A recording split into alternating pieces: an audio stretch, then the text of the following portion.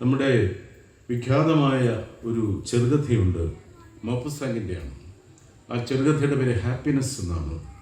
അത് സ്നേഹബന്ധത്തിൻ്റെ ഗഹനതയെക്കുറിച്ചും അതിൻ്റെ പരപ്പിനെക്കുറിച്ചും അതിൻ്റെ സമാനതകളില്ലാത്ത സ്വാധീന ശക്തിയെക്കുറിച്ചും പരാമർശിക്കുന്ന കഥയാണ്. കഥ ഇങ്ങനെയാണ്: ഒരു വിദേശ നഗരത്തിലെ ഒരു കടൽപ്പുറത്ത് എല്ലാ വൈകുന്നേരങ്ങളിലും അവിടുത്തെ കുറേ ആളുകൾ, കുറേ സംസ്കാര സമ്പന്നരായ ആളുകൾ കൂടും. അവരൊരു വിഷയത്തെക്കുറിച്ച് ചർച്ച ചെയ്യും. ഏതെങ്കിലുമൊക്കെ വിഷയം, കാലികമായ വിഷയം, സജീവമായ ചർച്ച, അതിൻ്റെ ഗുണങ്ങളെക്കുറിച്ചും ദോഷങ്ങളെക്കുറിച്ചും. അന്നത്തെ ദിവസം അവിടെ ചർച്ചയ്ക്ക് വന്നത് സ്നേഹത്തെക്കുറിച്ചാണ്. സ്നേഹം എന്നൊന്നുണ്ടോ? എങ്ങനെയുള്ള സ്നേഹം?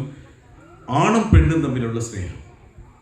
ഒന്നുകൂടെ വ്യക്തമായി പറഞ്ഞാൽ ഭാര്യയും ഭർത്താവും തമ്മിലുള്ള സ്നേഹം. ഭാര്യയും ഭർത്താവും തമ്മിലുള്ള സ്നേഹം അധിക നാൾ നീണ്ടു നിൽക്കുന്ന അല്ല എന്നൊക്കെ ഒരുപാട് പേര് പറഞ്ഞിട്ടുണ്ട്. ബെർണാഡ് ഷാ പറഞ്ഞത് marriage is a romance in which the hero dies in the very first chapter എന്നാണ്. ആദ്യത്തെ ചാപ്റ്ററിൽ തന്നെ കഥ കഴിയുന്ന ഒരു ഹീറോയാണ് മാരേജിലെ, കല്യാണത്തിലെ ഭർത്താവ്. ആദ്യത്തെ ചാപ്റ്ററിലാണ് ജോലി തീരുകയാണെന്നാണ്. ഇങ്ങനെയൊക്കെയുള്ള ഒരുപാട് നിർവചനങ്ങളാണ് വിവാഹത്തെക്കുറിച്ച് പറയുന്നത്. ആ വിവാഹബന്ധത്തിലെ സ്നേഹത്തിൻ്റെ ദാർഢ്യത്തെക്കുറിച്ച് അന്ന് അവിടെ കൂടിയവരെല്ലാം കൂടി ചർച്ച ചെയ്യുകയാണ്. അപ്പോൾ എല്ലാവരും പറഞ്ഞു, അങ്ങനെ ഒരാളെ അധികാലമൊന്നും സ്നേഹിക്കാൻ കഴിയില്ല. നമുക്ക് കുറച്ച് കഴിയുമ്പോൾ അതിൽ മടുപ്പുണ്ടാവും, സ്വാഭാവികമാണ്.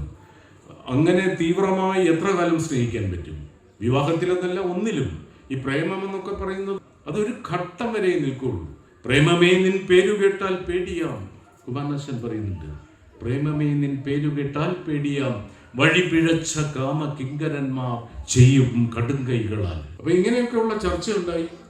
പ്രണയം അങ്ങനെ ദീർഘകാലം നീണ്ടു നിൽക്കുകയില്ല എന്നൊക്കെ പറഞ്ഞു നിൽക്കുമ്പോൾ പെട്ടെന്നൊരു ശബ്ദം എന്ന് പറഞ്ഞപ്പോൾ ഒരു സ്ഫോടനം കടലിന്റെ നടുക്ക് അവരുടെ മുമ്പിൽ ഉണ്ടാവുകയാണ്. എല്ലാവരും ഞെട്ടി ആ ഭാഗത്തേക്ക് നോക്കി. ഒരു വലിയ പർവ്വതം ഹൈ ജമ്പ് ചെയ്ത് വന്ന് നിൽക്കുന്ന പോലെ ആ കടലിന്റെ നടുക്ക് കുറച്ചകലെ, അങ്ങകലെ പ്രത്യക്ഷപ്പെട്ടു, താഴെ പോവുകയും ചെയ്തു. അതുണ്ടാക്കിയ നടുക്കത്തിൽ അവിടെ ഇരുന്നവരെല്ലാം നിശബ്ദരായി. എന്താണോ സംഭവിച്ചത്? അപ്പോൾ അതുവരെ ഉണ്ടാതിരുന്ന ഒരു വൃദ്ധൻ പറഞ്ഞു, നിങ്ങൾ ഇവിടെ ചർച്ച ചെയ്യുന്നില്ലേ ഈ വിഷയം? ഇതിൻ്റെ ഉത്തരമാണ് ആ കണ്ടത്. അദ്ദേഹം ആ സംഭവം പറയുകയാണ്. എത്രയോ വർഷങ്ങൾക്ക് മുമ്പ് അയാൾ യുവാവായിരുന്നപ്പോൾ ഒരു കപ്പലിൽ അദ്ദേഹത്തിൻ്റെ വ്യവസായ ആവശ്യത്തിന് എവിടെയോ പോയിട്ട് തിരിച്ചു വരുമ്പോൾ കപ്പൽ കടലിൽ മുങ്ങി, കപ്പൽ ഛേദം. എങ്ങനെയോ ഭാഗ്യം കൊണ്ട് ഇദ്ദേഹം രക്ഷപ്പെട്ടു. അദ്ദേഹത്തിന് ഓർമ്മ തിരിച്ചു കിട്ടുമ്പോൾ ഏതോ മരച്ചില്ലയിൽ പിടിച്ച് സമുദ്രത്തിൻ്റെ തീരത്തിനടുത്ത് ഇങ്ങനെ കിടക്കുകയാണ്. വല്ലവിധവും തുഴഞ്ഞ് അദ്ദേഹം കരയിൽ കയറി. കരയെന്ന് പറഞ്ഞാൽ ഒരു കാട്, കൊടുങ്കാട്, ഒന്നും കണ്ടുകൂടാ, നിറയെ മരങ്ങൾ, മരച്ചില്ലകൾ. പക്ഷേ രക്ഷപ്പെട്ടിരിക്കുന്നു, ജീവൻ തിരിച്ചു കിട്ടിയിരിക്കുന്നു. അയാൾ ആകെ അവശനാണ്, ഒന്നും കഴിച്ചിട്ടില്ല. 2-3 ദിവസമായി ഇങ്ങനെയൊക്കെ കിടന്നു. ഇപ്പോൾ കണ്ണു തുറന്നിട്ട് വേച്ച് അയാൾ ഇരുട്ടിലൂടെ ആ കാടിനകത്തേക്ക് നടക്കുകയാണ്. കുറച്ച് നടക്കുമ്പോഴുണ്ട് ദൂരെ എവിടെയോ ഒരു വെളിച്ചം, ഒരു റാന്തലിൻ്റെ വെളിച്ചം. ആ വെളിച്ചം കണ്ട ഭാഗത്തേക്ക് അദ്ദേഹം ചെന്നപ്പോൾ മരങ്ങൾ കൊണ്ടുള്ള ഒരു ചെറിയ വീട് പോലെ, ഒരു കുടില് പോലെ എന്തോ ആരോ താമസിക്കുന്നുണ്ട് അതിനകത്തു നിന്നാണ് ഈ വെളിച്ചം. ഒരു വിളക്ക് കെട്ടിത്തൂക്കിയിട്ടിട്ട് ഒരു മരപ്പലക ചാരിയിട്ടുണ്ട്, വാതിൽ പോലെ തോന്നിക്കുന്നു. അദ്ദേഹം ഞാൻ അതിൽ തട്ടി വിളിച്ചു. കുറച്ച് കഴിഞ്ഞപ്പോൾ വളരെ പ്രായമുള്ള ജരാനരകൾ ബാധിച്ച ഒരു സ്ത്രീ, എന്നാലും പഴയ കാലത്ത് പണ്ടെങ്ങാണ്ട് അവർ സുന്ദരിയായിരുന്നുവെന്ന് തോന്നിപ്പിക്കുന്ന സൂചനകളുള്ള ശരീര സൗഷ്ഠവമുള്ള ഒരു സ്ത്രീ, വളരെ വൃദ്ധയായ സ്ത്രീ വന്ന് ആ പലക മാറ്റി. ആരാണ്? ഇയാൾ പറഞ്ഞു, ഞാൻ കപ്പൽ ഛേദത്തിൽ പെട്ടു വന്നാണ്, ഒന്നും കഴിച്ചിട്ടില്ല. വലിയ പാരവശ്യമൊക്കെ കാണിച്ചപ്പോൾ അവർ കൈ കാണിച്ചു, ഇരിക്കാൻ പറഞ്ഞു. അയാൾ അകത്തേക്ക് കയറി. അവിടെ ഈ മരത്തിൻ്റെ ചില പലകകളൊക്കെ വെച്ചിരിക്കുന്നു, ഇരിക്കാനുള്ള ഒരു സ്ലാബ് പോലെ. പിന്നെ മണ്ണുകൊണ്ടാണ് അത് പണിഞ്ഞിരിക്കുന്നത്. അതേ അവിടെ ഇരുന്നു, ആ ചുറ്റുമൊക്കെ നോക്കി. അയാളെ അത്ഭുതപ്പെടുത്തിയത് ഈ സ്ത്രീ സംസാരിക്കുന്നത് നാട്ടിലെ ഭാഷയാണ്. അവിടെ ഇങ്ങനെ നോക്കി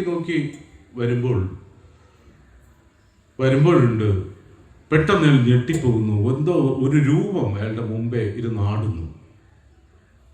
ഒരു വള്ളിയിലോ എന്തോ ഒരു ഊഞ്ഞാല് പോലെ, അതിനകത്ത് ഒരു മനുഷ്യരൂപം, എല്ലും തോലും മാത്രമേ ഉള്ളൂ.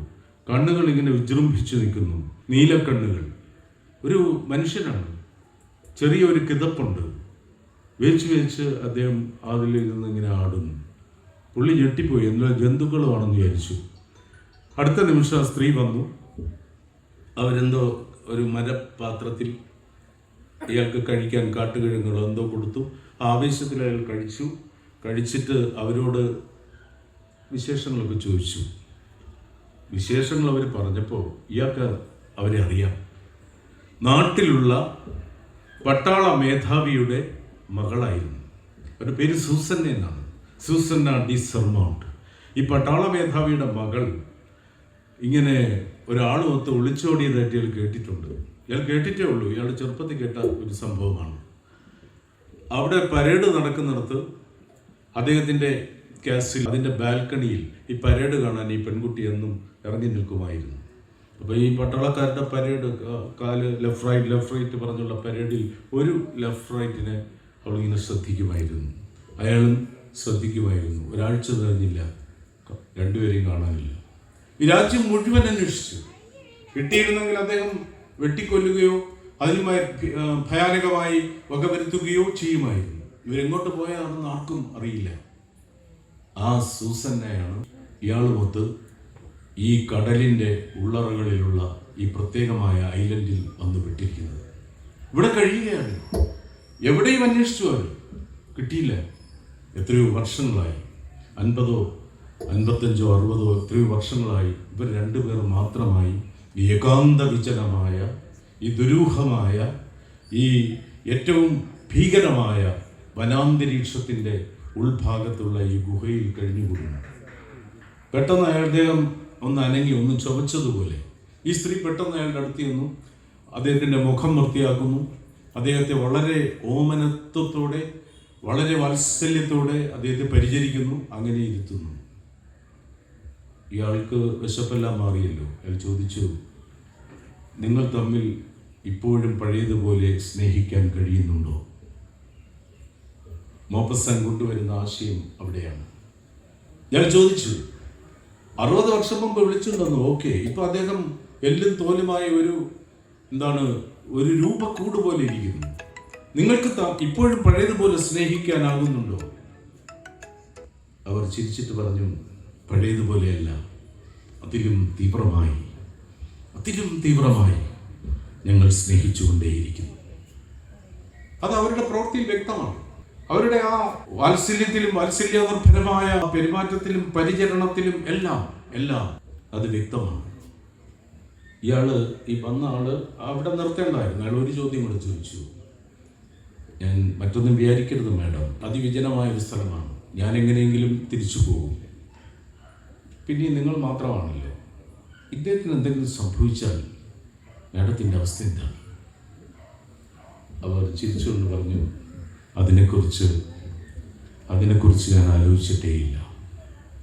അവിടെ കഥ അവസാനിപ്പിക്കുക. മോപ്പസൺ ഹാപ്പിനെസ് എന്നാണ് കഥയ്ക്ക് പേര് കൊടുത്തത്. നോക്കണം, ആ വിധത്തിൽ അനുനിമിഷം വർദ്ധിത വീര്യത്തോടെ സ്നേഹം പങ്കുവെച്ചുകൊണ്ട് ജീവിച്ചു തീർക്കുന്ന ദമ്പതികൾ ഉണ്ട് എന്നുള്ളതൊരു യാഥാർത്ഥ്യമാണ്. ഇന്നതൊരു യാഥാർത്ഥ്യമാണോ എന്നെനിക്കറിയില്ല. എന്തുകൊണ്ടത് നമുക്ക് നഷ്ടമായി? നമ്മുടെ ശ്രദ്ധകൾ മറ്റു പലയിടത്തേക്കും തിരിഞ്ഞു പോയപ്പോൾ, അർത്ഥമില്ലാത്തതിൻ്റെ പേരിൽ നമ്മൾ പരക്കം പായാൻ തുടങ്ങിയപ്പോൾ, ഈ വിധത്തിലുള്ള സ്നേഹത്തിൻ്റെ ഏറ്റവും നല്ല നിമിഷങ്ങൾ സമ്മാനിക്കുവാൻ നമുക്ക് സാധിക്കണം.